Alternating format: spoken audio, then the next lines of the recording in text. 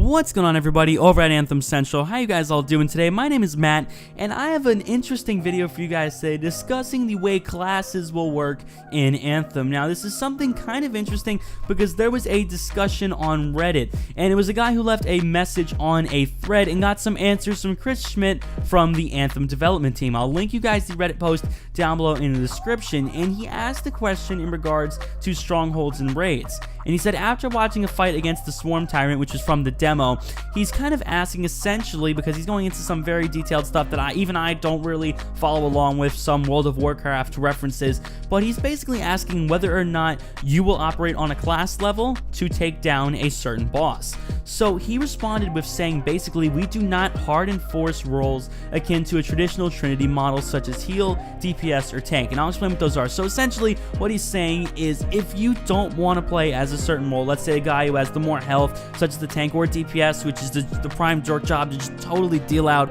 as much damage as possible, or a healer who works on just kind of healing and reviving and keeping people alive on the team, you won't need to play as a specific role to do extremely well in a team. You guys can still do well by doing your own thing without having to depend on certain team roles. He says you can play as a tank in a Colossus if that's your jam, but you're just as viable as a DPS, for example. So essentially, you can play with whatever strategy you want, and boom, you're equally as viable as you want to your team. You don't have to worry about focusing and, honing in on a certain play style. It's just not as important anymore.